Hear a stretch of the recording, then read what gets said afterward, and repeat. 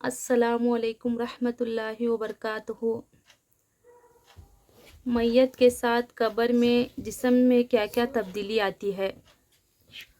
تدفین کے ایک دن بعد یعنی ٹھیک 24 گھنٹے بعد انسان کی آنتوں میں ایسے کیڑوں کا گروہ سرگرم عمل ہو جاتا ہے جو مردے کے پیخانے کے راستے سے نکلنا شروع ہو جاتا ہے۔ ساتھ ناقابل برداشت بدبو پھیلنا شروع کرتا ہے جو کہ دراصل اپنے ہم پیشہ کیڑوں کو دعوت دیتے ہیں۔ یہ اعلان ہوتے ہی بچھو اور تمام کیڑے مکوڑوں کا انسان کے جسم کی طرف حرکت کرنا شروع کر دیتے ہیں اور انسان کا گوشت کھانا شروع کر دیتے ہیں۔ تدفین کے 3 بعد سب سے پہلے ناک کی حالت تبدیل ہونا شروع ہو جاتی ہے۔ 6 دن بعد ناخن گرنا شروع ہو جاتے ہیں۔ 9 دن کے بعد بال گرنا شروع ہو جاتے ہیں۔ انسان کے جسم پر کوئی بال نہیں رہتا اور پیٹ پھولنا شروع ہو جاتا ہے۔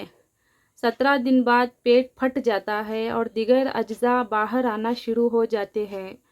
60 دن بعد مردے کے جسم سے سارا گوشت ختم ہو جاتا ہے۔ انسان کے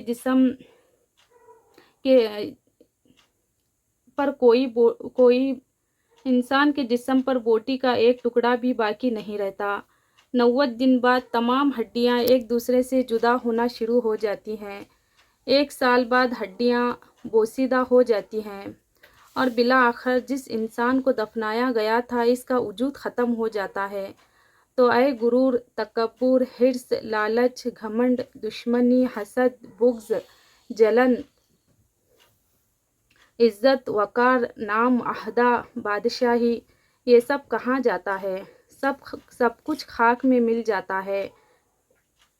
انسان کی حیثیت ہی کیا ہے؟ مٹی سے بنا ہے، مٹی میں دفن ہو کر مٹی ہو جاتا ہے۔ 5 یا 6 فٹ کا انسان قبر میں جا کر نام و نشان ہو جاتا ہے۔ دنیا میں اکڑ کر چلنے والا، اپنے آپ کو طاقت اور سمجھنے والا، دوسروں کو حقیر سمجھنے والا، دنیا پر حکومت کرنے والا، قبر میں آتے ہی اس کی حیثیت صرف مٹی رہ جاتی ہے۔ لہٰذا انسان کو اپنی ابدی اور ہمیشہ کی زندگی کو خوبصورت اور پرسکون بنانے کے لیے ہر لمحہ فکر کرنی چاہیے، اللہ کو یاد کرنا چاہیے، ہر نیک عمل اور عبادات میں اخلاص پیدا کرنا چاہیے